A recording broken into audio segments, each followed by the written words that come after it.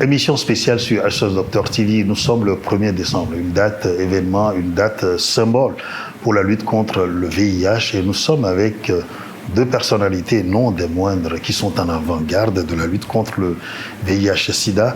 Le professeur Vincent Pitié, il est le coordonnateur du secrétariat permanent du Conseil national de lutte contre le VIH-Sida au Togo. Professeur, bienvenue.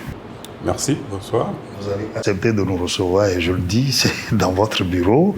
Et le professeur Anoumou Dangra a accepté de nous rejoindre. Professeur Anoumou Dangra, bienvenue. Vous êtes le coordonnateur du programme national de lutte contre le VIH, les hépatites virales et les IST au Togo. J'espère que je ne me suis pas trompé. C'est exact. Merci beaucoup. On se retrouve encore et comme je le dis, c'est le 1er décembre. Date consacrée à la lutte contre le VIH-Sida, une épidémie, une pandémie dont il faut encore parler, professeur.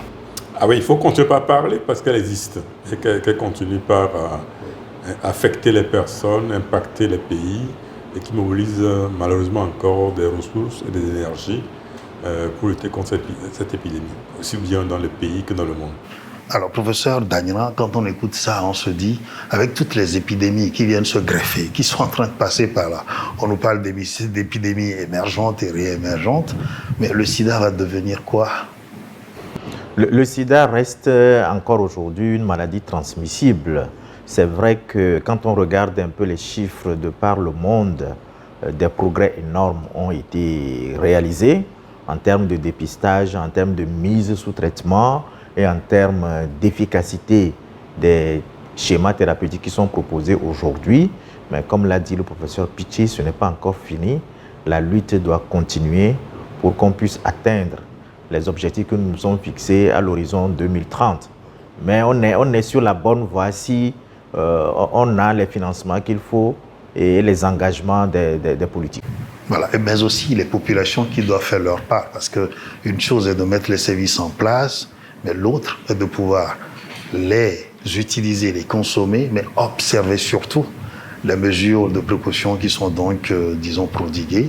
Nous sommes allés rencontrer certains d'entre nos concitoyens pour voir si, aujourd'hui encore, le sida, le VIH-Sida leur dit quelque chose. Parce que, bon, on est passé par beaucoup de choses, nous les écoutons et puis nous revenons pour continuer nos échanges. Oui, le sida continue d'être une maladie dangereuse, car elle fait toujours des victimes jusqu'à nos jours. Pour prévenir le VIH, nous devons pratiquer certaines mesures, à savoir l'abstinence et éviter d'utiliser les objets souillés. Étant un enseignant, j'adopte ces mesures pour pouvoir vivre longtemps, pour ne pas être victime de cette terrible maladie. Le VIH est une maladie dangereuse parce que d'abord c'est une maladie transmissible. Bon, et puis, parlant de maladies transmissibles, on a plusieurs voies, on peut dire c'est une maladie transmissible, sexuellement transmissible. Bon, il y a aussi du côté de mère à l'enfant et puis les objets tranchants. Et bien moi je trouve que bon, c'est une bonne chose de lutter contre le VIH et pour pouvoir lutter contre cette maladie, on doit prendre des mesures, surtout nous les jeunes. Il faut l'abstinence sexuelle, je veux dire. Mais bon, beaucoup de gens n'arrivent pas à le faire. Mais bon, en cas d'urgence, il faut se protéger. Bon, pour éviter le VIH, bon, moi je peux dire pour mon côté, j'aime plutôt l'abstinence sexuelle. À l'occasion de la journée de VIH-Sida, il faut éviter les instruments comme les tondeuses, c'est-à-dire des choses communes quoi. Utiliser les choses communes, les choses communes plutôt, c'est pas bien. Il faut éviter d'utiliser les mêmes instruments comme les rasoirs, les tondeuses, les lames et d'autres choses. Moi, à mon avis, est-ce que ces choses sont à vérifier à 100%, puisque j'ai un frère dans la famille qui n'est plus à cause de ces maladies. Bon, sinon, c'est un frère qui nous a beaucoup aidés dès le bas âge sur les bancs. Aujourd'hui, il n'est plus, c'est vraiment c'est triste, puisque c'est toujours à cause du VIH, puisque c'est un monsieur qui avait 2 femmes et plusieurs enfants. C'était un chauffeur. Mais lorsque la maladie a commencé par se dégrader, il a perdu son emploi et il est resté à la maison quelques mois après. Malgré les traitements, les rétroviraux, mais il n'a pas pu. Il a succombé. Donc, j'encourage ceux qui sensibilisent les gens, puisque avant, au primaire, même au collège, on avait les trucs de PSI, Togo, qui nous ont sensibilisés beaucoup. Mais arrivé au lycée, je pense que ces choses il n'y a plus cette sensibilisation. Et beaucoup de nos collègues, même sur les bancs, surtout les filles, beaucoup sont tombés enceintes, puisqu'on nous parlait de l'abstinence et de la fidélité. Bon, il y a beaucoup de choses de ça dans ces choses-là. Donc nous avons perdu beaucoup d'amis aussi. Donc il faut que, je pense que nos organisations, surtout la santé, mobilisent les jeunes. Et surtout, il faut qu'ils ramènent le truc de PSI pour aider les jeunes. Voilà, c'est vrai, professeur, comme on le dit, il y en a qui sont conscients que le mal existe et qu'il continue, comme vous l'avez dit, de faire des ravages et qu'il faut donc être aux aguets, être sur le qui-vive. Bon, pour d'autres, c'est que le problème, il est ailleurs, parce qu'aujourd'hui, les gens, une chose est de les mettre sous traitement, mais il faut que l'on mange. C'est ça aussi le problème. Le sida va rester donc un problème à la fois social, à la fois économique, un problème de développement. Alors, le thème qui a été retenu, suivant le chemin des droits. Qu'est-ce que l'on veut dire par là? Cette année, le thème a été choisi, comme d'habitude, au niveau mondial par le sida. En fait, c'est pour mettre l'accent sur les problèmes des droits humains et surtout de rappeler à tous les pays et à tous les acteurs de mise en œuvre que nous devons tout faire pour inclure toutes les personnes, tout faire pour qu'il y ait un accès équitable dans les pays à toutes les personnes qui ont besoin des services de prévention, de traitement et de soutien. Nous devons tout faire pour qu'il n'y ait pas de discrimination, qu'il n'y ait pas de stigmatisation, que les gens, si on met en place les services comme le pays au Togo ici, on a quand même des services assez décentralisés, on a la chance d'avoir un pays qui n'est pas de grande taille et que le ministère de la Santé, le programme de SIDA, a fait des efforts pour mettre les services partout, que quand les services existent, qu'on lève les goulots d'étranglement qui empêchent ces populations d'avoir accès à ces services. Et ces goulots d'étranglement sont divers, hein. Le fait d'habiter plus loin que d'autres. Par exemple, quand on a le bibliothèque, c'est plus facile de parcourir à peine 5 km au centre.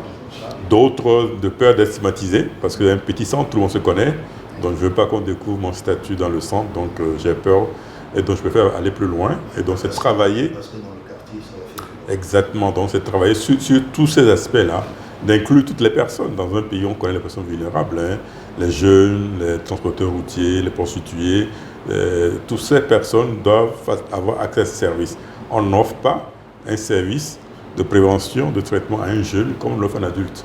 Parfois, les jeunes sont stigmatisés, ils ont peur d'aller dans les hôpitaux classiques, d'avoir peur de jugement. Donc, pour les services de prévention, il faut penser à des services de jeunes, il faut avoir des services adaptés. Et donc, c'est ces genres d'éléments sur lesquels nous travaillons, parce qu'on sait que même si on a fait des progrès, quand on avance, c'est plus difficile de faire la différence. Et donc, il faut vraiment prendre en compte tous ces aspects-là dans nos programmations, d'où ce thème-là qui est très important sur l'aspect des chemins de droit. Si vous avez vu le chemin des droits avec S, le chemin, mais les droits avec S. Ça veut dire qu'en fait, le droit, il y a plusieurs droits.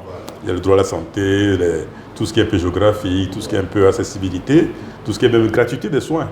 Le Togo a fait des efforts en subventionnant le dépistage, les herbes et les médicaments, mais parfois, c'est un goulot d'étranglement. Et donc, tous ces droits-là, comment faciliter pour que tout le monde puisse avoir accès à tous les services, y compris les préventions.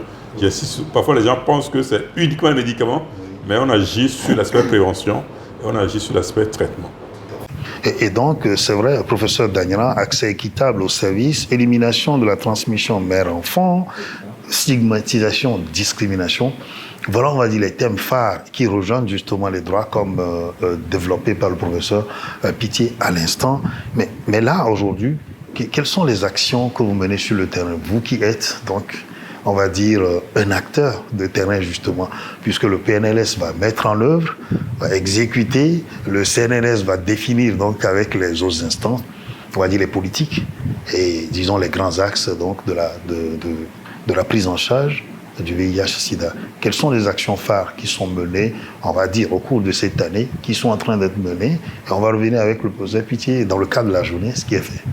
Non, il y a beaucoup de choses qui ont été faites depuis quelques années au Togo pour réduire la discrimination et la stigmatisation, parce qu'il faut savoir que le sida touche tout le monde, toutes les couches de la population. Et si nous voulons arriver à l'éliminer, l'organisation des soins doit toucher toutes les populations, sans discrimination. Et donc, ce qu'on a eu à faire dans le domaine pour réduire la discrimination et la stigmatisation, on a inclus dans nos activités les magistrats. On a eu à former les magistrats, les hommes de la justice. On a eu à former la police, la gendarmerie, les chefs traditionnels, les chefs coutumiers, les chefs religieux, pour qu'ils puissent nous aider à pouvoir, à ce que le VIH, ceux qui sont touchés, soient acceptés et que les soins qu'on leur adresse soient des soins universels, pour qu'il n'y ait pas de discrimination. C'est ça, c'est sur le plan de la discrimination. Et ça, ce n'est pas fini, ça continue toujours, même au cours de ces dernières années, des magistrats, les hommes de la justice continuent par recevoir des formations. Et ils nous accompagnent surtout.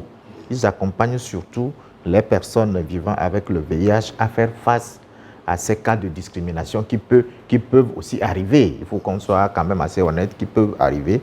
La justice nous accompagne beaucoup dans ce domaine-là. Alors, toutes les années qu'on a passées à lutter contre le VIH, qu'on en soit encore là, c'est-à-dire à parler des gens qui ne veulent pas reconnaître que c'est une maladie comme toute autre et que les personnes vivant avec le VIH-Sida soient regardées d'une autre façon, et même qu'on dise que dans les centres de prise en charge, que certains aient un regard, on va dire, de dédain, sinon de rejet. C'est quand même problématique, professeur. Oui, c'est parce que c'est une maladie qui touche le sexe. Et on a l'impression que c'est une maladie qui est intime. On a l'impression que quand on contracte cette maladie, c'est qu'on s'est mal comporté, alors que ce n'est pas du tout le cas. C'est ce que nous devons démystifier, dédramatiser, considérer le VIH aujourd'hui comme une maladie comme toute autre et organiser la prise en charge dans ce cas-là. Et donc, continuer la sensibilisation pour que les gens puissent savoir que cette maladie existe, mais que malheureusement, si on est malade, ça ne veut pas dire qu'on a commis une erreur, que ce n'est pas une sanction divine. Et donc, savoir qu'on peut vivre à la maison avec une personne qui vit avec le VIH, manger avec cette personne, sortir, faire des activités avec elle, sans forcément être contaminé. Alors c'est vrai que si on est à l'écoute, professeur Pitié, et qu'on suit un peu ce qui se passe sur le terrain, ce qui est fait par les acteurs de lutte contre le VIH-Sida, on est à même de pouvoir comprendre quand même que autour de nous, il y a plein de gens qui vivent avec la maladie et que nous ne savons peut-être pas. Mais il suffit qu'on dise PV-VIH et ça change. Alors dans le cadre de la journée, qu'est-ce qui est prévu pour marteler encore et faire en sorte que les gens s'éveillent à cette attention, à cette acceptation des PV-VIH? Merci beaucoup. Je pense que l'un des problèmes liés au problème de stigmatisation est parfois lié de façon à l'ignorance des voies de non-contamination. On a beaucoup martelé sur la voie de contamination de la maladie, comme dit le professeur, de voies sexuelles, transfusion sanguine, transfusion, voie à moins la transfusion, mais c'est qu'on n'a pas assez martelé les voies de non-transmission qui constituent dans les enquêtes. On a mené plusieurs enquêtes.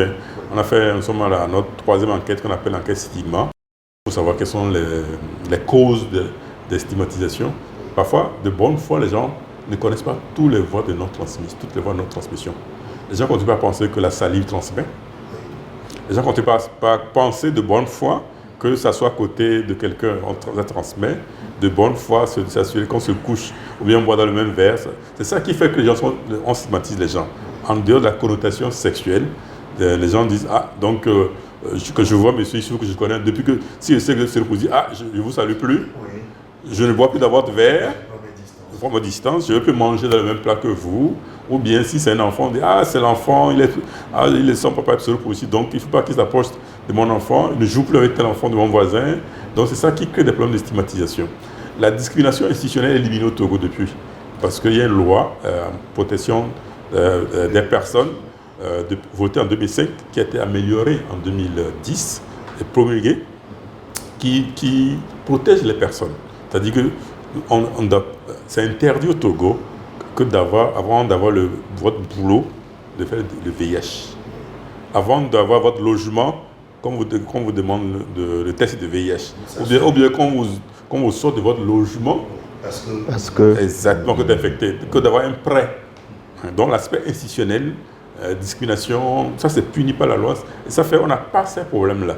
C'est les problèmes de stigmatisation quotidiens qui font que les gens sont stigmatisés, ils se cachent. Au sein de la société. Exactement. Et les enquêtes montrent que c'est d'abord l'entourage familial, l'entourage professionnel, et vient un peu en dernière position, très loin, un peu dans le milieu de soins. Donc c'est pour ça que je disais que maintenant on a un plan d'action droit et genre 2022-2025 qui permet de former tous les acteurs, les leaders communautaires, religieux, les officiers judiciaires, les magistrats sur cette thématique-là, et pour que les gens prennent en compte ces éléments pour éviter ces problèmes. D'ailleurs, même le ministère de l'Action sociale, depuis 2022, met en place des comités de veille communautaire dans les districts sanitaires sur les aspects droits et violences basées sur les genres.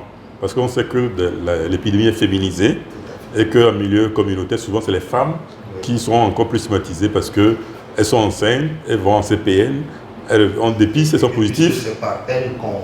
Oui, et puis non, le fait même de dire je suis séropositif, c'est le mari qui est la violente, ou bien c'est la belle famille, et souvent les femmes paient un lourd tribut. Donc le ministère de l'Action sociale, en s'appuyant sur les veilles communautaires, permet de régler ces problèmes et d'expliquer les voies de non-contamination, d'accueillir les gens, d'accepter les gens, mais aussi le magistrat de dire quand le droit de la personne est violé, que la loi permet de punir. Donc voici ces aspects-là qui sont très importants. C'est pour ça que national, droits humains, plusieurs années, le Togo a beaucoup travaillé sur l'aspect des droits humains. Il y a même un observatoire national de droits humains piloté par Rasplus, la société civile, qui documente ces problèmes et qui permet de traiter ces problèmes. Mais non seulement il documente, mais aussi il sensibilise. C'est-à-dire l'aspect prévention pour que ça n'arrive pas.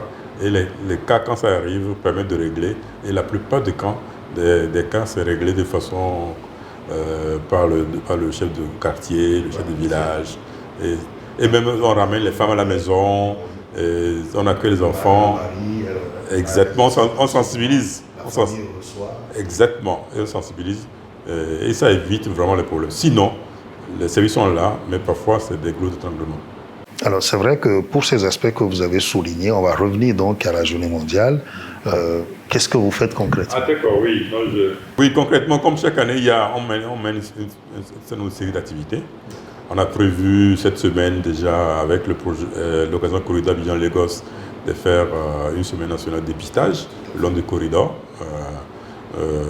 Abidjan-Lagos, notamment en ce qui concerne nous l'aspect Sami-Kondi, la Kondi.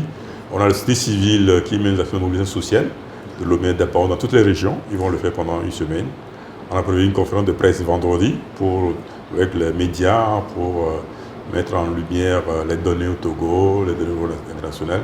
Et le premier symboliquement, cette année, on a prévu un match de football avec les acteurs, vraiment les acteurs de mise en œuvre qui sont, comment on dit, nos attaquants sur le terrain qui mettent en œuvre pour les remercier, pour les mettre en valeur au stade municipal de Lomé, à partir de 14h. Et à la fin de ce match-là, il y aura une récompense, ce qu'on appelle le PEFA Award. Depuis 3-4 ans, avec notre partenaire USAID et PEFA, on récompense les acteurs, notamment les sites qui sont performants. Et donc c'est l'occasion aussi pour les remercier parce que quand on parle des avancées, quand on parle des services délivrés, c'est grâce à eux. Et donc c'est vraiment une manière symboliquement, ce n'est pas des prix avec de l'argent, hein, mais c'est des prix symboliques pour leur dire merci d'avoir tout fait. Donc ça c'est le clou de la journée qui sera fait avec les partenaires et le ministère de la Santé, la société civile, et les partenaires techniques et financiers. Sinon l'argent aurait pu faire plus. Non, parfois le prix n'a pas de prix. Vous connaissez l'adage? Le prix n'a pas de prix. Non, parce que ça coûte. Comme la valeur de l'homme, la valeur de l'homme n'a pas de prix. Combien vend? Combien dire 100 000 francs pour tout ce que vous Non, avez fait, combien, monsieur, il faut pour le travail que vous faites, on doit évaluer pour vous vendre, pour vous acheter. Combien je peux vous acheter? Je n'ai pas les moyens de vous acheter. Mais en vous disant merci pour ce que vous faites, avec de façon sincère, ce merci-là vaut tous les millions qu'on peut vous donner. Absolument. Donc c'est ce témoignage-là qu'on veut porter à nos acteurs de mise en œuvre qui sont sur le terrain depuis des années, hein, notamment la société civile, les acteurs de santé, des acteurs qui sont sur le terrain depuis 20-30 ans, qui sont toujours là à travailler, parfois dans des conditions non optimales, et c'est l'occasion pour les remercier. Alors c'est vrai, professeur Dagnan, tous ces gens-là sur le terrain, vous êtes au cœur, vous organisez des activités, vous l'avez dit, sur le terrain aujourd'hui. Alors quand on voit un peu, on va dire, la nouvelle donne en termes de segmentation géographique, on est allé aujourd'hui avec les mairies, c'est vrai que l'administration fonctionne autrement. Alors avec les mairies aujourd'hui, est-ce qu'il y a quelque chose que vous essayez de mettre en place? Parce que le professeur l'a dit, au sein des communautés, ce n'est pas le même état d'esprit forcément. Est-ce que le VIH va être intégré à toutes les activités de ces collectivités-là pour que justement la sensibilisation soit permanente? Ben, les collectivités font déjà beaucoup de choses dans la lutte contre le VIH-Sida. Hein. Il y a déjà une association des maires pour la lutte contre le VIH-Sida. Cette association, on avait beaucoup travaillé avec eux dans le passé. Il y a même des mairies qui ont des lignes budgétaires pour nous appuyer dans la lutte contre le VIH-Sida. Donc, c'est des acteurs qui sont très impliqués, rien de nouveau, donc on continue la sensibilisation. Aujourd'hui, nous avons 117 communes et donc 117 maires, donc ça veut dire qu'il y a plus d'acteurs qu'il faut impliquer, donc globalement, on y va progressivement, ça se passe bien. Je pense que sur le terrain, justement, plus on décuple donc le nombre des acteurs et que les services sont disponibles avec les financements, comme vous le disiez, professeur Pitié, c'est qu'on arrive quand même à capitaliser les acquis qu'on a. Aujourd'hui, en termes d'acquis, qu'est-ce qu'on peut pointer du doigt? On a énoncé un certain nombre de choses, mais de façon concrète et précise, qu'est-ce qu'on peut dire aujourd'hui? Je pense qu'en termes d'acquis, c'est important de noter que l'épidémie au Togo est contrôlée. C'est-à-dire que ce n'est pas une épidémie qui est hors de contrôle, elle est maîtrisée. Et quand on dit l'épidémie contrôlée, on regarde les tendances. Et les tendances, c'est qu'entre 2010, il faut regarder les tendances sur 5-10 ans. Et l'ONU-SIDA a dit de partir, le top départ, c'était 2010, pour voir comment les tendances évoluent. Est-ce que ça baisse ou ça monte? Et au Togo, entre 2010 et 2023, on a réduit les nouvelles infections. C'est très important, c'est-à-dire que de 5%. Les décès ont aussi diminué de 5% sur une dizaine d'années. C'est-à-dire que les gens, non seulement il y a plus de beaucoup de nouvelles infections, mais les gens qui sont sous ARV ne meurent plus. Et le taux de mortalité lié au sida, j'insiste toujours, parce que nous sommes tous des... on va mourir de quelque chose. Mais il y a des maladies qu'on peut éviter. Donc les décès liés au sida diminuent de plus de 5%. Et au Togo, en matière d'accès au traitement, il y a beaucoup d'avancées. On parlait des 95%. Il faut savoir que en 2023, il y avait 105 000 à peu près PVVH attendus au Togo contre une prévalence. Et sur les 105 000, il y a 90 000 qui sont sous traitement. C'est-à-dire que pratiquement, ce qui fait un taux de couverture thérapeutique de 86%. C'est-à-dire que pratiquement 8 malades sur 10 au Togo PVVH sont sous ARV actuellement. Et sur les malades qui sont sous ARV, donc qui connaissent les statuts, 90% des gens qui prennent ARV ont un HIV supprimé. Ça montre que le traitement marche et qu'ils sont plus contaminants pour la population.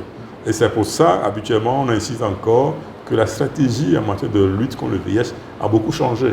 Pour nous, actuellement, l'une des stratégies majeures de prévention, c'est le traitement. Parce que quand les gens sont dépistés, sont sous traitement, et que la charge virale est supprimée dans le sang, ces gens-là ne contaminent plus. Ne contaminent plus. Parce que c'est ça qui fait que le cycle de transmission est coupé, en fait. Est coupé. Et donc, si vous mettez 90% de gens sous traitement, et que parmi ces gens-là, 90%, le charge est supprimé, ça dit que ces gens qui ne contaminent plus ne vont plus contaminer de nouvelles personnes. Ça n'empêche pas de continuer par travailler sur la prévention. On le fait, on l'avait évoqué, comme le professeur Daguin a dit, avec les mairies, l'aspect avec les écoles, la mission d'enseignement primaire et secondaire, qui font l'enseignement sexuel complet, y compris la prévention de VIH, des IST et des grossesses indésirées pour que les jeunes générations ne soient pas infectées. Les forces armées togolaises font beaucoup de choses. Je parlais de ministère de l'Action sociale. Et donc, c'est vraiment la lutte multisectorielle. Ce n'est pas seulement un secteur qui s'en occupe. Donc, je voulais insister sur la matière d'avancée. Franchement, c'est la matière d'accès au traitement, un traitement efficace, simplifié, un traitement, l'accès à la charge virale. Donc, le Togo, en matière de 3,95, pour le premier 95, on est autour de 86%. Le deuxième 95, on est pratiquement autant vers 86% également. Donc, c'est l'étape intermédiaire. Pour le NUSIDA, il faut atteindre 95% pour arriver à mettre un thème à l'épidémie de SIDA en 2030 comme problème de santé publique. Donc, on est à 86%. Donc, il nous reste encore une marge de 10% à avancer, on espère. Un peu moins de 10%, oui. Oui, un peu moins de 10%. Alors, ça veut dire, professeur Dagnera, que si l'élan est maintenu, comme le professeur Pitié le dit, c'est qu'on va pouvoir quand même réaliser ce bond qualitatif. C'est vrai qu'on est proche de 2030, donc on pourrait se dire en 5 ans, est-ce que c'est possible? Mais quand on prend ces acquis, de vraies motivations pour vous, qui êtes acteur de terrain, mais aussi pour ceux qui mettent les politiques en place, mais en même temps, les acteurs de bout de chaîne, il a dit, on va reconnaître des gens pour le travail qu'ils ont fait depuis des années. Mais comme il a dit, aujourd'hui, c'est que les gens observent le traitement, ils suivent régulièrement, et c'est ça donc, on va dire, à mettre à l'actif de ces résultats qu'on obtient. Mais il y a le dépistage qui est un élément important. Alors, vous le situez où, justement, dans ce peloton de tête-là, pour arriver à 2030? C'est vrai que quand nous prenons les acquis, le défi aujourd'hui reste le dépistage, parce qu'il faut être dépisté pour rentrer dans la prise en charge. Et aujourd'hui, nous avons ce qu'on appelle le taux d'arrimage au sein. Ceux qui sont dépistés, on met sous ARV pratiquement 99%. Donc notre défi, malgré les bons résultats que nous avons, notre défi reste où trouver les 10 000 à peu près de personnes infectées par le VIH à dépister. Ça reste le défi. Nous avons un certain nombre de stratégies que nous mettons en place pour pouvoir aller les chercher. C'est pour ça que vous allez voir aujourd'hui qu'on ne fait plus de dépistage comme on faisait avant, où on fait 40 000, 50 000 dépistages pour trouver une personne. C'est des stratégies qui sont un peu vouées à l'échec. Nous avons des stratégies beaucoup plus améliorées qui permettent d'aller chercher dans les niches ces 10 000 personnes qui restent. C'est le vrai défi, mais nous travaillons là-dessus. Et la preuve, chaque mois, chaque trimestre, nous trouvons toujours de nouvelles personnes que nous mettons sous traitement. Et nous sommes confiants si nous continuons comme ça, tel que c'est fait maintenant, à l'horizon 2030, on sera réellement proche des 3,95. Un autre point d'avancée au Togo, c'est la réduction aussi de la transmission du VIH de la mère à l'enfant. Aujourd'hui, c'est ce que nous appelons la PTME. Quand on regarde les chiffres chez les mères séropositives qui vont contaminer les enfants, aujourd'hui on est à peu près moins de 2% à la 6e, au premier examen qu'on appelle la PCR à la 6e ou 8e semaine. Donc c'est aussi une avancée très importante. Et donc, nous continuons par augmenter progressivement le nombre de sites PTME pour aller à l'échelle. C'est le seul moyen de pouvoir capter toutes les mamans pour leur offrir le dépistage. Et s'il y en a qui sont positives, de pouvoir les mettre sous ARV pour prévenir l'enfant. Nous, l'objectif, c'est d'arriver à 0 enfant infecté par le VIH. Voilà, donc des avancées importantes aussi sont faites sur ce plan-là. Alors c'est vrai que ce point, il est extrêmement important à partir du moment où la mère dépistée permet donc d'éviter le VIH à son enfant. Et là, il faut justement aiguillonner sur ce point, le marteler encore pour que les gens comprennent que quand la femme enceinte arrive et qu'on lui demande justement le test du VIH, que ce ne soit pas vu forcément comme une manière d'aller, comme vous le dites là, détecter les gens. Si c'est les détecter, c'est pour leur venir en aide, leur offrir des soins. Voilà. Et nous avons la chance aujourd'hui que la plupart des femmes, plus de 90% des femmes à qui on propose le dépistage adhèrent au dépistage. Le problème que nous avons, ce sont les maris de ces femmes-là, c'est une population qui reste encore difficile à toucher. C'est vrai qu'on a aussi quelques stratégies, mais le professeur Piché, comme il a l'habitude de le dire, où sont les hommes dans la lutte contre où sont les hommes, hein, c'est une cible un peu plus compliquée à toucher, mais bon, on essaye, on a même des stratégies aujourd'hui où quand la femme est dépistée, toute femme dépistée, hein, on n'a pas dit positif ou négatif, on fait des sensibilisations pour que les maris aussi puissent rentrer dans le dépistage, parce que si la femme elle est séropositive, c'est qu'elle a pris ça quelque part, ou alors elle pourrait aussi le transmettre. Autant faire le dépistage de couple pour pouvoir prendre toutes les dispositions pour prévenir l'enfant qui va arriver. Alors absolument, parce que ce que vous êtes en train de dire, c'est extrêmement important pour nous tous, que de savoir que si la femme porte donc le virus, c'est que le virus est venu de quelque part. Et voilà. Et si elle retourne à la maison et que rien n'est fait, c'est que ça va continuer et on va cultiver donc le cycle, sinon le cercle vicieux. Alors professeur, en même temps, ce qu'on est en train de dire là, c'est que quelque part, on n'a pas besoin de connaître le résultat. On a fait le test, on fait le test à la femme, on dit appelez votre mari pour qu'on lui fasse également le test. On n'a pas besoin forcément à ce stade-là de parler de résultats. Il ne revient pas au personnel de santé qui offre le dépistage à une femme enceinte de communiquer son résultat à qui que ce soit. Oui, le résultat reste le résultat de la dame que vous avez devant vous. Si vous avez son mari ou une autre personne, vous faites le test. En ce moment, on peut faire une annonce de couple. Ça peut se faire. Si les deux sont là et avec leur consentement. Ah oui, c'est très important. Voilà, c'est avec leur consentement que vous pouvez annoncer un résultat au couple. Sinon, si les gens disent séparément, vous annoncez le résultat séparément. Et nul n'a le droit de diffuser le résultat d'un test qui est réalisé pour autrui. Sinon, il y a des peines qui sont prévues pour cela. Oui. C'est vrai que... Ça rejoint la loi. La loi votée par le Parlement en 2005, améliorée en 2010, portant protection des personnes en matière de VIH. Au Togo, le test de VIH n'est pas obligatoire. C'est volontaire. On ne peut pas vous obliger à faire le test. Vous pouvez dénoncer. Donc, on ne peut pas obliger la femme enceinte à faire le test. On ne peut pas obliger le mari. On peut les sensibiliser à faire le test. Comme dit le professeur, en général, les femmes enceintes, elles acceptent. Quand il s'agit de lancer le bébé, spontanément, elles font même... Moi, je dirais même pratiquement 10 sur 10, quoi. Il y a quelques rares qui... C'est spontané. C'est spontané, elles acceptent. C'est vraiment le fait de communiquer après elles-mêmes le résultat, le mari qui pose problème.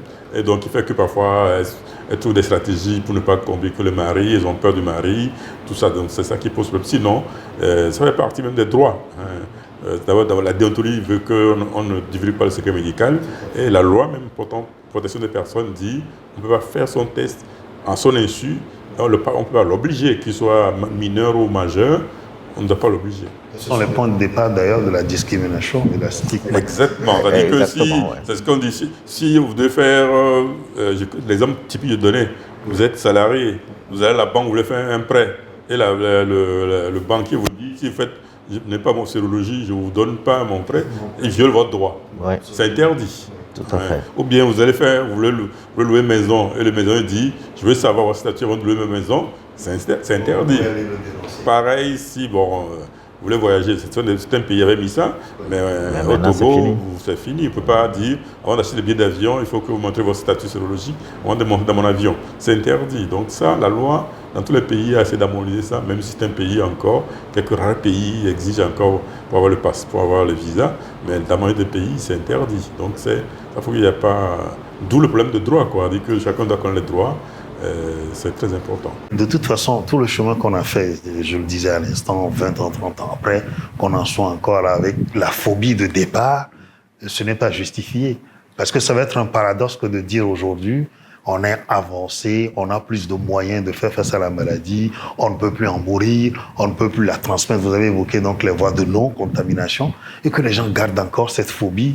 Il n'y a pas de raison. Non, je pense que Dadiran a évoqué ça. L'une des particularités de VIH, c'est que c'est transmis par voie sexuelle. Et la connotation sexuelle, il y a les aspects moraux liés à notre éducation, à nos religions.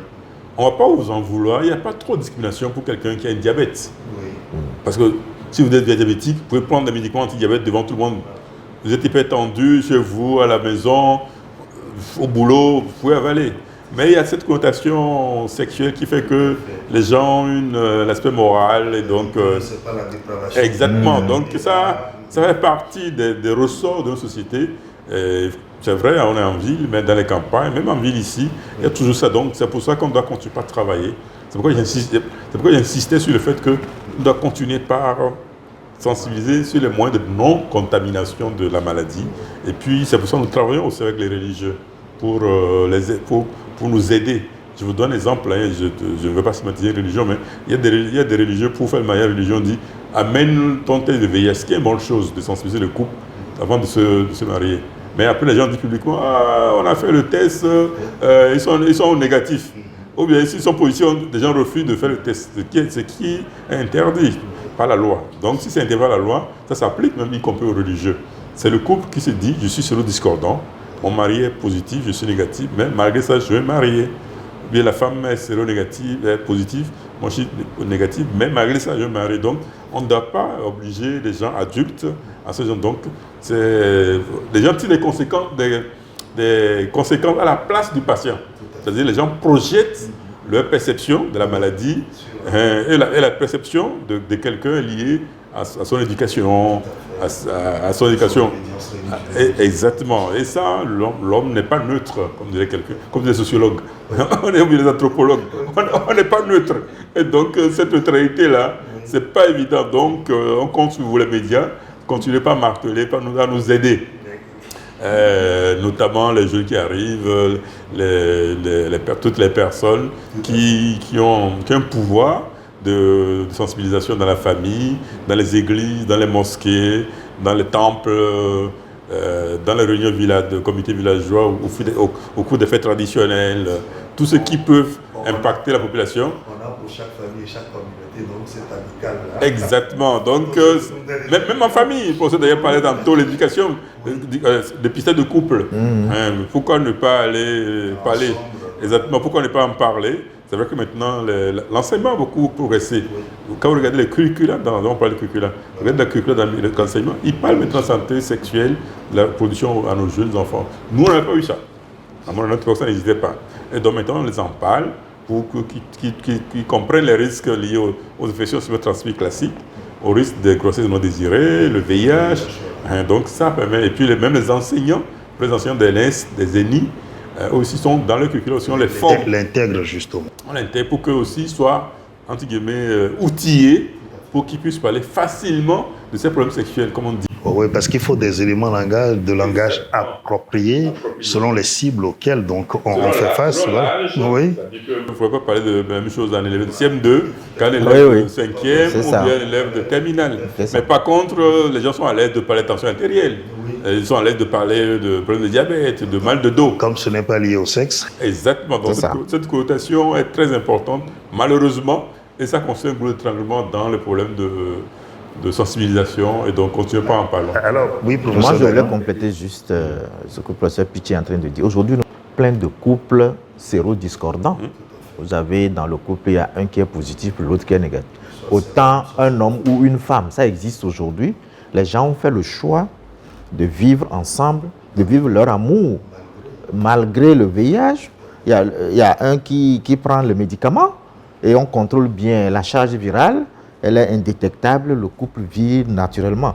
Actuellement, même on a rajouté un médicament pour la personne qui est négative dans le couple. C'est ce qu'on appelle la PrEP, la prophylaxie pré-exposition. Et donc, les gens vivent leur amour tranquillement, en leur âme et conscience. Donc, ce n'est pas l'Église qui doit dire, voilà. Chose qui met une barrière. Voilà. Et les gens font maintenant des projets de vie. Ben, bien sûr, ils font des enfants. Avant, les enfants qui sont négatifs. Ils avaient peur de faire des enfants. Maintenant qu'ils prennent des médicaments et ils ont la charge virale supprimée. Bien sûr. C'est-à-dire qu'ils sont plus. L'enfant, quand la femme tombe enceinte, elle ne va pas contaminer son enfant. Et le risque de contamination dans le couple même diminue. Et donc, ça permet de faire des projets de vie, de dire je fais un enfant maintenant, je suis prêt, on est prêt, on ne va plus mourir. Parce qu'avant, on dit je vais mourir, je vais laisser mon enfant qui va devenir orphelin, donc j'ai peur. Maintenant que les gens sont bien portants et ils sont supprimés. Il y a une molécule, un médicament qui prolonge la vie quand c'est bien pris, c'est respecté et que c'est contrôlé, on vit plus longtemps. Et vous dites que quand on arrive à un moment donné où on ne voit plus le virus dans le sang, est-ce que c'est de cela qu'il s'agit quand vous dites charge virale indétectable? Je vais d'abord donner les avantages du traitement ARV aujourd'hui. Quelqu'un qui prend correctement son médicament ARV aujourd'hui vit normalement comme nous tous. Et aujourd'hui même, le traitement est simplifié. Pour celui qu'on vient de dépister positif aujourd'hui, c'est un seul comprimé par jour. Contrairement à un diabétique, à un hypertendu qui va prendre 2, 3, 4 comprimés. Si la personne respecte correctement ce traitement, elle va pouvoir vivre naturellement comme tout le monde. S'il n'y a pas de discrimination, de stigmatisation qui des fois peuvent avoir des impacts, nous sommes des êtres humains, peuvent avoir des impacts sur sa vie psychologique, la personne vit naturellement. Alors quand on le dit, les gens pensent qu'on encourage les gens à aller à la dépravation. Non, le traitement est efficace. On invite plutôt tout le monde à se faire dépister. Si vous faites votre test et que vous êtes négatif, restez négatif, c'est une bonne chose. Malheureusement, si vous êtes positif, on vous met sous traitement pour prolonger votre vie, pour que vous puissiez... Le sida ne doit plus être considéré comme une fatalité. Parce qu'on est positif, on dit avant, dans les années, il y a 20 ans, 30 ans, vous êtes positif, c'est comme si on vous signe une condamnation à mort. Aujourd'hui, on doit carrément abandonner cette idée. Quelqu'un qui est positif, il est dépisté, il est mis sous traitement, il suit bien son traitement et on fait des examens pour contrôler l'efficacité du traitement. C'est justement ce que nous appelons la charge virale. On va rechercher dans le sang la présence du virus.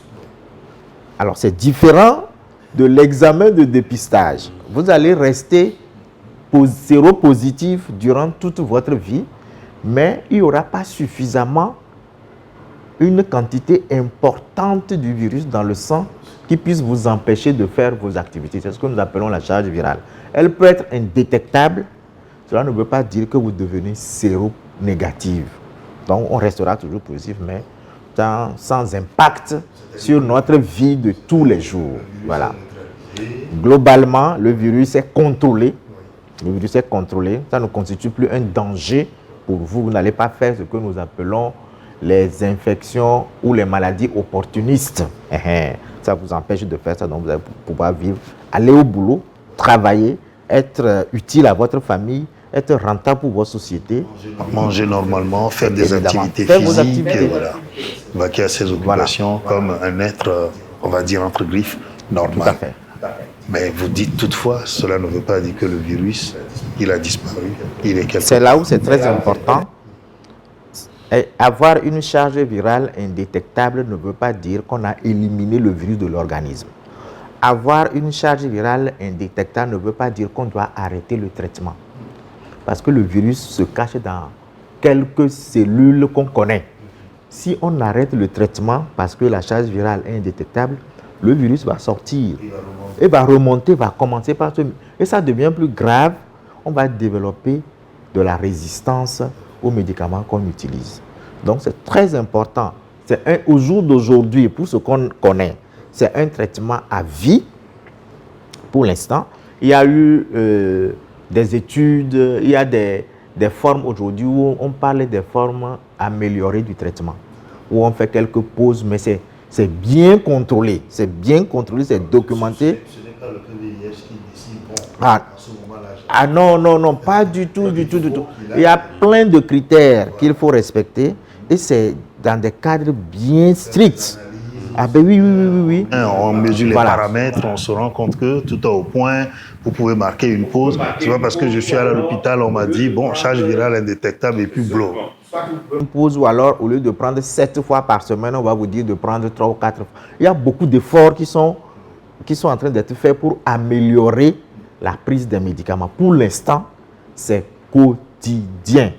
Quand on aura suffisamment de données, d'informations, de recul pour dire, même si on fait quelques pauses avec quelques molécules, ça va marcher bien, on viendra le faire. Mais pour le moment, c'est tous les jours pour ceux qui sont sous. Et c'est un seul comprimé. La base, quand vous commencez votre traitement aujourd'hui, la base, c'est un seul comprimé le matin, ça fait le lendemain. Voilà. Et normalement, ce n'est plus aussi lourd, ce n'est plus quand même, on va dire, contraignant pour un individu que de se dire. Et là, vous dites souvent à des heures régulières ou... Habituellement, c'est à la même heure. Pour prendre le médicament à la même heure, ce que j'allais rajouter, c'est que quand on prend les anciennes molécules, il y avait beaucoup, ce que nous appelons beaucoup d'effets secondaires. Parfois, c'est les douleurs abdominales. Parfois, vous avez la tête qui est lourde. Parfois, vous avez des maux de tête. Mais les molécules que nous avons aujourd'hui ont très peu, voire pratiquement pas d'effets secondaires. Quand vous démarrez en même temps le traitement, il y a quelques effets que vous allez avoir dans la première semaine. C'est une question d'adaptation. L'organisme aussi réagit. Mais après, tout disparaît et ça se stabilise. En tout cas, les effets secondaires sont moindres par rapport aux anciennes molécules. Vous dites, c'est vrai que les traitements sont améliorés et il ne faut pas du tout avoir peur d'aller faire le dépistage parce que quand on vous dépiste, on se sait par rapport à son statut. Vous dites que, OK, je suis séronégatif, je fais tout pour le rester. Et si je suis séropositif, c'est que je peux accéder facilement au traitement, un traitement amélioré, autant d'avantages pour que les gens soient rassurés, professeur Piti, et que l'on arrête d'avoir cette phobie du VIH. Ouais. Non seulement accès, mais accès gratuitement. Gratuit. C'est-à-dire, le test dépistage est gratuit, les médicaments sont gratuits, et puis ce traitement, donc il ne faut pas avoir trop peur de VIH. Évidemment, tout le monde a peur de mourir. Je ne vous coupe pas. Et quel que soit là où vous êtes au Togo, partout où vous êtes au Togo, alors, les médicaments sont disponibles. Pas question qu'on vous dise, il y a des problèmes de machin, vous devez payer. Non. Les ARV sont gratuits. Ouais. On doit le marteler pour que les gens le sachent. Le dépistage du VIH aujourd'hui est gratuit, pris en charge complètement. Les médicaments sont gratuits et sont de plus en plus rapprochés des malades ou de la population pour vous éviter de faire 10, 15, 20, 30, 50 km avant de trouver le médicament. Ça peut être aussi un frein. Si vous n'avez pas les moyens pour vous déplacer, vous n'aurez pas accès aux médicaments. Donc, on essaie de rapprocher suffisamment les médicaments de la population. Et si le traitement marche bien, on va même vous donner des médicaments pour 3 mois, pour 4 mois, pour vous... Voilà, pour éviter que tous les jours... Oui, et ça aussi, on ne le donne pas à n'importe qui. Il y a des critères que vous devez respecter avant qu'on autorise à vous donner un peu plus de ceux qui sont conscients. Oui, les gens doivent travailler, les gens doivent aller au champ, Les gens doivent aller au marché. Si tous les jours, chaque mois, il faut venir à l'hôpital, alors que vous savez que la personne prend bien ses médicaments, la personne, elle est fidèle, elle respecte son schéma thérapeutique. D'une certaine responsabilité, Voilà. d'une certaine rigueur, On d'une le... certaine discipline. Et professeur Pitié, il suffit d'être un peu discipliné avec le VIH. Et puis, non, mais la vie continue. Oui, non, moi je dis toujours, bon, moi je suis encore clinicien, hein, bon, je suis à l'hôpital. Moi, mon plus vieux patient, c'est la mise sous traitement 97. Wow. Il est toujours là. Bien portant. Bien portant. Il fait, en plus, un homme d'affaires. À l'époque, je discutais avec lui, je disais, à l'époque, les ARV étaient à 500 000, 700 000 par mois. Je disais que mon salaire de médecin, multiplié par 4, n'arrivait pas à acheter un mois de ARV à l'époque. Heureusement pour lui, il était dans un milieu économique où il s'en sortait. Il a commencé, hein, il faut rappeler d'où on vient. À l'époque, il fallait dépenser les tout premiers, il fallait commander un médicament en Europe, c'était 500 000. Après, on est passé à 150 000. Mais après, même quand c'est devenu plus ou moins gratuit, c'était 10 000, 5 000. Malgré 5 000 par mois, les gens n'avaient pas acheté. Parce que 5 000. Et c'est après 2008 que le président de la République a décrété la gratuité au Togo. Donc avant ça, il y avait des gens, ils sont toujours là, ils continuent à faire les affaires, ils sont toujours bien vivants. Tout le monde connaît Augustin Docla. Hein. Augustin Docla, c'est le visage des années 2004. Hein. Bon, donc, il y a des anonymes qui étaient encore plus vieux que lui en termes d'accès. Ça veut dire qu'ils font bien, ils ont fondé les familles, ils vont bien. Donc, alors, c'est ce qui vous fait dire que c'est tout bête aujourd'hui de mourir du VIH-Sida? Évidemment, de ne plus mourir. Et nous, on fait tout, en tant que sur le plan programmatique, de continuer à diminuer les décès liés au sida. Tout à fait. Parce qu'on insiste sur le fait, les décès liés au sida, on ne doit plus mourir du sida, on ne doit plus mourir d'infection opportuniste, parce qu'il faut dépister très tôt, les mettre traitement et toutes les dispositions mises en place dans le pays, les politiques, les stratégies, c'est vraiment pour que les gens, on approche les services de la population. Et tous les Togolais ont droit à la santé, qu'ils soient à Djarakmanga, Guérikouka, ou bien à Faya côté. À Nano et tout ça là. On doit mettre le médicament à Gando comme on le met à Gouaï. Donc ça, cet effort est fait. Maintenant, il faut que les goulots d'étranglement qui empêchent les gens de venir avoir accès à ce traitement. Donc à nous d'aller chercher le médicament si on l'a vraiment. Et si on en a besoin, exactement. Mais ce qu'on dit, parfois la population de bonne foi ignore. Donc l'action de la société civile, la sensibilisation, les médias qui sensibilisent, les leaders religieux qui en parlent, qui disent peut-être que j'ai pris un risque. Donc j'ai un service. Je pensais que je suis, disons, j'étais à Gando, je pensais qu'il fallait jusqu'à Dapaon pour avoir le médicament. On me dit non, j'ai le médicament à Mango, je peux l'avoir. Au petit dispensaire même de la localité. Je suis à Veille, je pensais de bonne foi qu'il faut que j'aille au CHU Olympio pour l'avoir. On me dit non, à Dakar, et de continuer pas à travailler en fait. Continuer pas à travailler. Parce que on insiste encore, les études montrent que dans mon des cas, les gens sont encore ignorants. Donc, ça dit qu'on a encore du travail à faire en termes de sensibilisation et de passer les bons messages et surtout maintenant à travers les bons canaux. Vous voyez les jeunes, ils regardent plus les médias classiques. Vous passez un spot télé comme on le passait à l'époque dans les années 90-2000, avant 20h, bien autour. Les jeunes ne regardent pas. Donc, qu'est-ce qu'il faut faire? On passe par les réseaux sociaux, on passe par les sites web, les web radios. Donc, diversifier, exactement.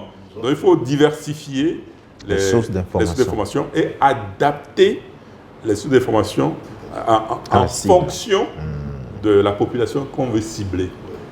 Si on veut cibler. Selon qu'on veut parler aux jeunes. Exactement. Donc, on va le chercher. La population qu'on veut cibler. Oui.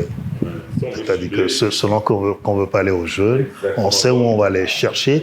Et le professeur Pitié parlait des niches tout à l'heure. On sait où se trouvent aussi ces niches-là. Donc, on sait comment les atteindre. On est en train de finir cette émission comme ça.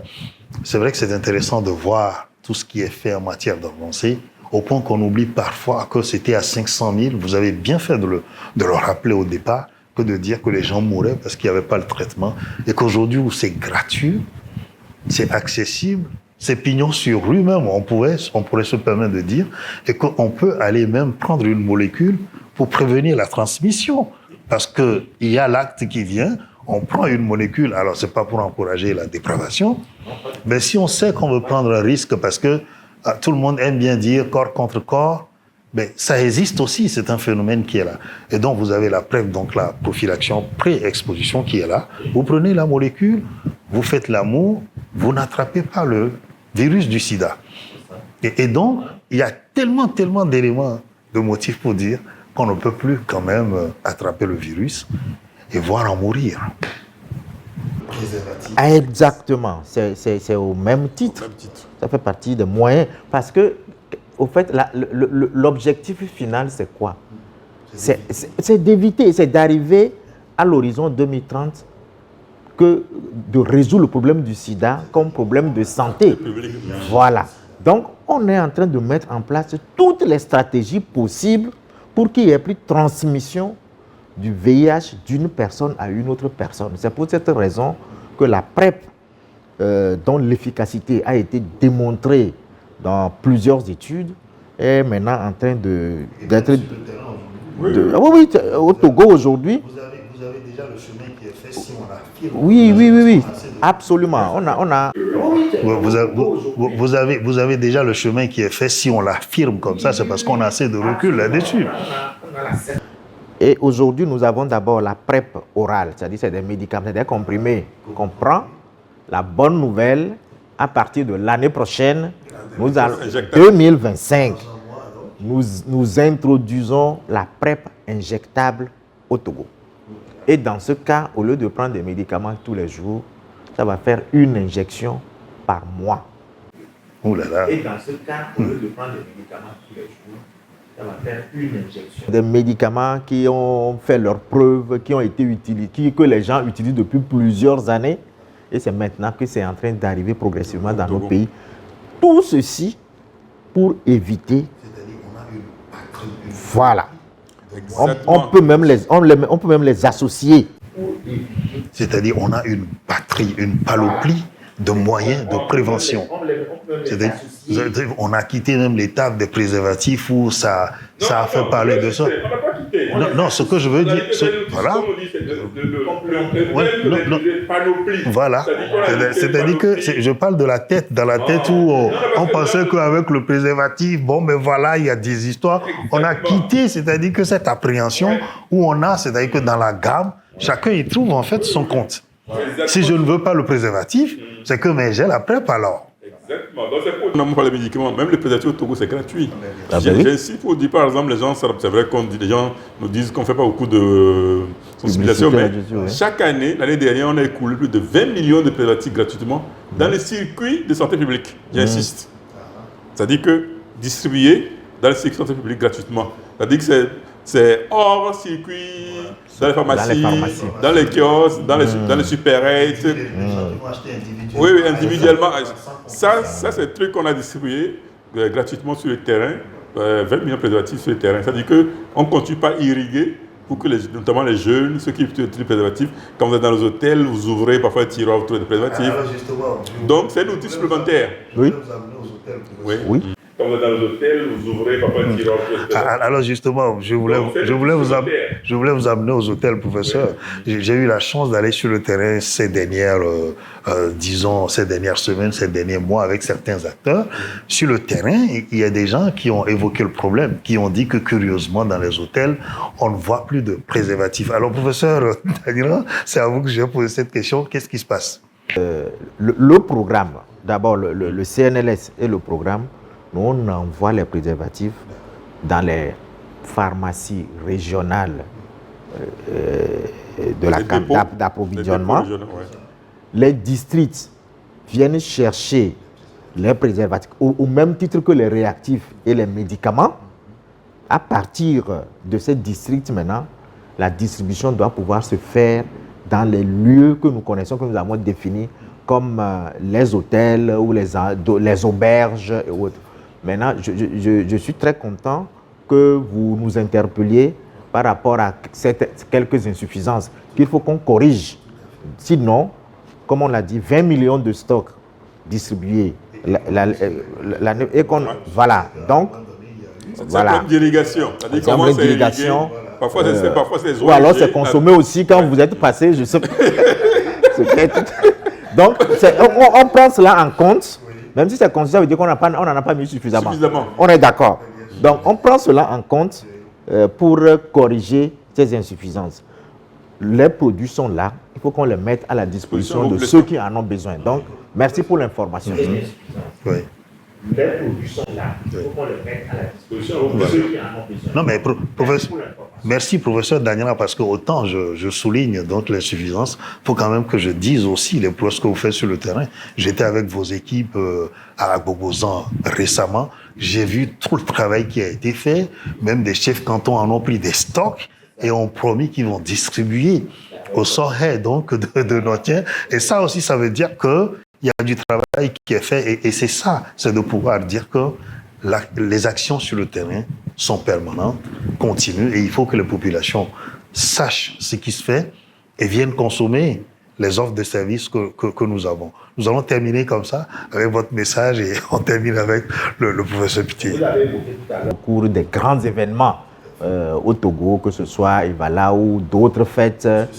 Ah oui, absolument. Ça nous permet d'avoir beaucoup de monde qu'on peut sensibiliser en même temps. Et donc, nous allons continuer sur les années à venir. Je voulais, mes mots de fin, c'est que le VIH existe, le sida existe toujours. Nous avons au Togo tout ce qu'il faut aujourd'hui pour pouvoir contrôler la maladie, que ce soit les tests de dépistage qui sont disponibles, les médicaments qui sont disponibles, les examens qu'il faut pour contrôler l'efficacité de ces médicaments. Allons au dépistage et si on est positif, il y a tout ce qu'il faut pour se faire prendre en charge. Si on est négatif, on cherchera à rester négatif. Allons au dépistage, le dépistage est ouvert et gratuit pour tout le monde. Si on est négatif, on cherchera à... Pas du tout. Merci, professeur. Le dépistage est ouvert et gratuit pour tout le monde. Voilà. Et il n'est pas contraignant. Pas du tout. Voilà. Merci, professeur Anoumou Daniela. Vous êtes donc le coordonnateur du programme national de lutte contre le VIH-Sida, les hépatites virales et les infections sexuellement transmissibles. Merci d'avoir accepté de participer à cette émission, ô combien importante pour l'atteinte des objectifs. Merci. Professeur Pitié, on va terminer avec vous. Je voulais commencer par remercier les médias, avec vous, parce qu'on dit tantôt qu'on a des services, le pays a fait de longs progrès en matière de mise à disponibilité des services, des outils de prévention, de traitement dans tout le pays. Il y a des investissements qui sont faits dans tous les domaines.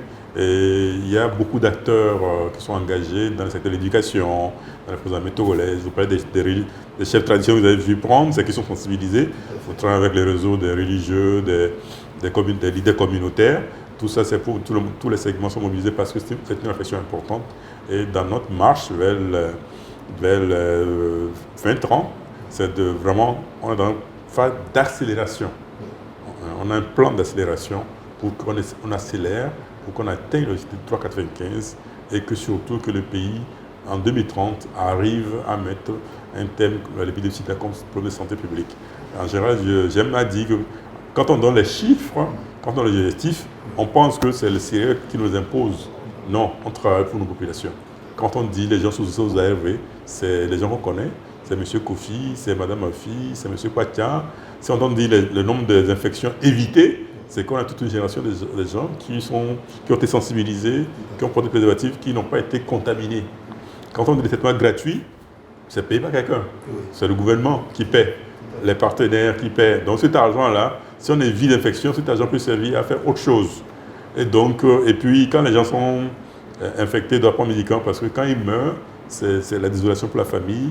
Et donc, tous collectivement, en tant que pays, on a intérêt que les gens ne meurent plus de sida.